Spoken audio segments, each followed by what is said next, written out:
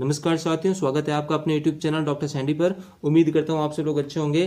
तो अभी हम लोग चर्चा करने वाले हैं कक्षा 12 राजनीति विज्ञान का जो अपना दूसरा अध्याय है, दो ध्रुवीय तक अंत, उसका जो लास्ट टॉपिक है 10 नंबर टॉपिक, पूर्व साम्यवादी देश और भारत, उसके बारे में आज हम लोग चर्चा करने वाले हैं। इससे पहले जो 9 नंबर टॉपिक था उसका संबंध था साम्यवादी के साथ, और इसका संबंध है कि पूर्व साम्यवादी देश यानी जो अभी वर्तमान के जो देश हैं वो उस समय साम्यवादी देश रह चुके थे, उनका भारत के साथ कैसा संबंध है उसके बारे में, जिसमें रूस भी शामिल है। भारत ने साम्यवादी रह चुके सभी देशों के साथ अच्छे संबंध कायम किए हैं, लेकिन भारत के संबंध सबसे ज़्यादा जो अच्छे और गहरे हैं वो रूस के साथ है। वैसे अभी के जो देश हैं जो किसी समय में साम्यवादी देश रह चुके थे, सोवियत संघ का हिस्सा रह चुके थे, तो भारत ने साम्यवादी रह चुके सभी देशों के साथ अपने अच्छे संबंध कायम किए हैं, लेकिन सबसे ज़्यादा जो अच्छे संबंध भारत के हैं वो रूस के साथ हैं। भारत की विदेश नीति का एक महत्वपूर्ण पहलू भारत का रूस के साथ संबंध भी है, और हमारी जो विदेश नीति है उसका सबसे बड़ा एक पहलू भी है कि वो है कि भारत के रूस के साथ अच्छे संबंधों का होना। भारतीय हिंदी फिल्मों के नायकों में राज कपूर से लेकर अमिताभ बच्चन तक रूस और पूर्व सोवियत संघ के बाकी गणराज्यों में घर घर जाने जाते हैं। हमारी जो हिंदी फिल्में हैं और हमारी हिंदी फिल्मों के जो एक्टर हैं, राज कपूर से लेकर अमिताभ बच्चन तक, इन राज कपूर से लेकर अमिताभ बच्चन तक जो भी हमारे नायक या बॉलीवुड इंडस्ट्रीज के जो एक्टर हैं, उनको रूस और पूर्व सोवियत संघ के बाकी गणराज्य हैं उनमें घर घर में इनको जाना जाता है। अमिताभ बच्चन को और राज कपूर से लेकर और भी कई कलाकारों को वहाँ सोवियत संघ, रूस से लेकर और भी कई देशों में इनको घर घर तक वहाँ पर भी इनको जाना जाता है। इन क्षेत्रों में हिंदी फिल्मी गीत भी सुने जाते हैं। जिस प्रकार से हम लोग हिंदी फिल्मी गीत सुनते हैं उसी प्रकार से हमारी जो फिल्में हैं उनके हिंदी गीत उन क्षेत्रों, रूस के क्षेत्रों में भी सुने जाते हैं, और एक प्रकार से और भारत यहाँ के जनमानस का एक अंग है, और एक प्रकार से उन देशों का भारत एक हिस्सा बन चुका है। रूस और भारत दोनों का सपना बहुध्रुवीय विश्व का है। रूस और भारत दोनों का एक सपना है बहुध्रुवीय विश्व का। तो दोस्तों हम देख लेते हैं कि ये बहुध्रुवीय विश्व क्या होता है। ऐसा एग्जाम में क्वेश्चन पूछा जा सकता है कि बहुध्रुवीय विश्व से क्या आशय है, एक ध्रुवीय विश्व से क्या आशय है। तो बहुध्रुवीय विश्व से तात्पर्य है विश्व में अंतर्राष्ट्रीय स्तर पर किसी एक शक्ति का राज नहीं हो, बल्कि एक शक्ति से बढ़कर अनेक शक्तियों का राज हो। तो बहुध्रुवीय विश्व का तात्पर्य यह होता है कि विश्व में अंतर्राष्ट्रीय स्तर पर किसी एक देश या किसी एक शक्ति का राज नहीं हो, बल्कि कई शक्तियों का राज हो। जैसे एक धारणा फैली हुई है कि संसार में अमेरिका का राज है, अमेरिका जैसी एक ही शक्ति का राज है। तो रूस और भारत दोनों का सपना है कि संसार में बहुध्रुवीय विश्व हो और पूरे संसार में अंतर्राष्ट्रीय स्तर पर किसी एक शक्ति का राज नहीं होकर कई देशों का यानी कई शक्तियों का राज हो। सुरक्षा की सामूहिक जिम्मेदारी हो। रूस और भारत दोनों का सपना है कि सुरक्षा की सामूहिक जिम्मेदारी हो। सुरक्षा की सामूहिक जिम्मेदारी का मतलब है यानी किसी भी देश पर अगर हमला हो जाए तो सभी देश उसे अपने लिए खतरा माने और साथ मिलकर क्या करें, कार्रवाई करें।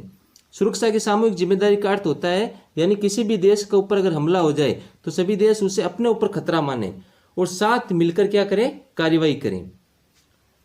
अंतर्राष्ट्रीय संबंधों का समाधान बातचीत के द्वारा हो। जो भी अंतर्राष्ट्रीय संघर्ष हो जाते हैं किसी दो देशों के बीच में, तो उनका जो समाधान है वो बातचीत के द्वारा होना चाहिए। हर देश की स्वतंत्र विदेश नीति हो और संयुक्त राष्ट्र जैसी संस्थाओं द्वारा फैसले किए जाएं तथा इन संस्थाओं को मजबूत, लोकतांत्रिक और शक्ति संपन्न बनाया जाए। संसार में जो भी देश हैं, हर देश की अपनी स्वतंत्र विदेश नीति हो, और जो संयुक्त राष्ट्र संघ जैसी संस्थाएं हैं उनके द्वारा जो भी फैसले किए जाएं उन फैसलों को माना जाए, और संयुक्त राष्ट्र संघ जैसी संस्थाओं को मजबूत, लोकतांत्रिक और शक्ति संपन्न बनाया जाए। ये भी भारत और रूस दोनों का सपना है।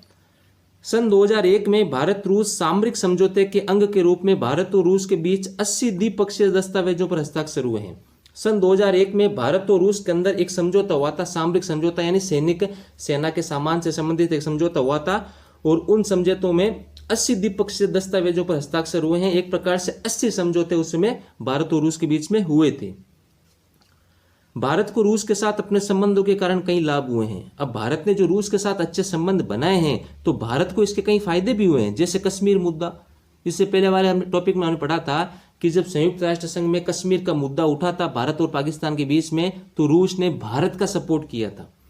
तो भारत और रूस में जो अच्छे संबंध है उसके भारत को क्या क्या फायदे हो रहे हैं वो हम लोग पढ़ रहे हैं। कश्मीर मुद्दे पे भारत को फायदा हुआ है। ऊर्जा आपूर्ति, हमारे ऊर्जा के जो संसाधन है वो हम लोग रूस से मंगवा रहे हैं, आयात कर रहे हैं। अंतर्राष्ट्रीय आतंकवाद से संबंधित जब भी आतंकवाद की समस्या आती है तो रूस भारत का समर्थन करता है। पश्चिमी एशिया में पहुंच बना रहा है भारत रूस के कारण ही, और चीन के साथ अपने संबंधों में संतुलन लाने जैसे मसलों में भी भारत को फायदे हुए हैं। रूस को इस संबंध में सबसे बड़ा फायदा यह है कि भारत रूस के लिए हथियारों का दूसरा सबसे बड़ा खरीदार देश है। अब जो भारत और रूस के अच्छे संबंध है, इसमें कुछ फायदा रूस का भी है, क्योंकि भारत है रूस से सैनिक हथियार खरीद रहा है। तो रूस को क्या फायदा है कि भारत है रूस से हथियार खरीद रहा है और रूस के हथियार बिक रहे हैं। भारतीय सेना को अधिकांश सैनिक साजो सामान रूस से ही प्राप्त होते हैं, और हमारी जो भारत की सेना है उसको अधिकांश सैनिक साजो सामान जो युद्ध में काम आने वाले हथियार हैं वो अधिकतर हम लोग रूस से ही प्राप्त करते हैं। भारत तेल के आयातक देशों में से एक है, इसलिए भी भारत रूस के लिए महत्वपूर्ण है, और हम लोग अधिकांश अपना जो पेट्रोलियम पदार्थ है वो भी हम लोग रूस से मंगाते हैं।